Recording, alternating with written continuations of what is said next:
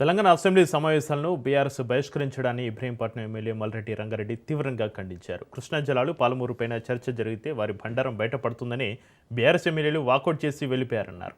పాలమూరు కృష్ణా జలాలపై చర్చకు రావాలని, లేదంటే పాలమూరు నల్గొండ జిల్లాల ప్రజలు క్షమించరని అన్నారు. పార్టీ కార్యాలయంలో కాదు, అసెంబ్లీకి వచ్చి చర్చించాలంటున్న మల్రెడ్డి రంగారెడ్డితోటి మా ప్రతినిధి సునీల్ ఫేస్ టు ఫేస్. జరిగినటువంటి అసెంబ్లీ సమావేశంలో బీఆర్ఎస్ పార్టీ వాకౌట్ చేసి వెళ్ళిపోయింది. ప్రస్తుతం ఎమ్మెల్యే అన్నారు. సార్ చెప్పండి, ఏం చేస్తారు? బీఆర్ఎస్ పార్టీ కావాలనే వెళ్ళిపోయిందా? వాళ్ళు చేసినటువంటి తప్పిదాలను కప్పిపుచ్చుకోవడానికి ఈరోజు టీఆర్ఎస్ పార్టీ వాకౌట్ చేసి వెళ్ళిపోయింది తప్ప, వాళ్ళు ఏదో ఉద్ధరిస్తే వచ్చి అసెంబ్లీలో చెప్పాలి, వాళ్ళు ఏదైనా మంచి పనులు చేస్తే అసెంబ్లీలో చెప్పాలి. వాళ్ళు చేసిన తప్పిదాలను కాంగ్రెస్ పార్టీ బయట పెడుతుందనే ఉద్దేశంతో ఈరోజు వాళ్ళు బైకాట్ చేసి వెళ్ళిపోయినరు. మైకులు ఇవ్వట్లేదు, సభలో మాట్లాడడానికి అవకాశం ఇవ్వట్లేదని హరీష్ రావు చెప్తున్నారు. హరీష్ రావు చెప్పేటువంటి మాటలన్నీ తప్పులు. ఆయన ఊహించుకుంటాడు, ఇంకా మేమే ఉన్నాము, ఈడ ప్రజలకు మోసం చేసింది మర్చిపోయి ఈరోజు చేస్తున్నటువంటి దాన్ని తప్పించుకోవడానికే ప్రయత్నము.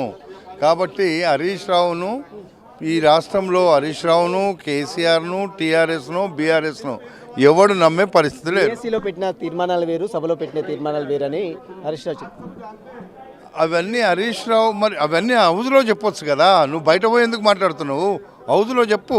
మా ప్రభుత్వం ఉంది, మా ముఖ్యమంత్రి ఉన్నాడు, మా మంత్రులు ఉన్నారు, నీకు సబ్జెక్టు నీకు సంబంధించింది హౌజ్లో చెప్పు. బయట పోయి చెప్తే వాడు వింటాడు? ప్రజలు చూడాలి కదా.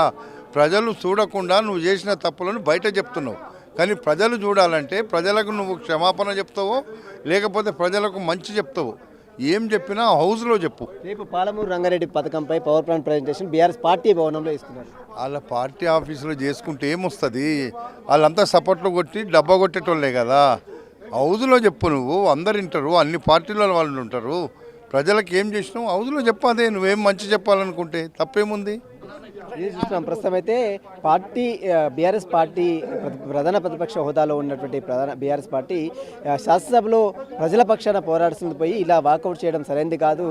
బీఆర్ఎస్ పార్టీ భవన్లో ప్రజెంటేషన్ పెట్టడం కాదు, అసెంబ్లీకి వచ్చి దీనిపై చర్చించాలంటూ కూడా ఎమ్మెల్యే మల్రెడ్డి రంగారెడ్డి చెప్తున్న పరిస్థితి. Vote student.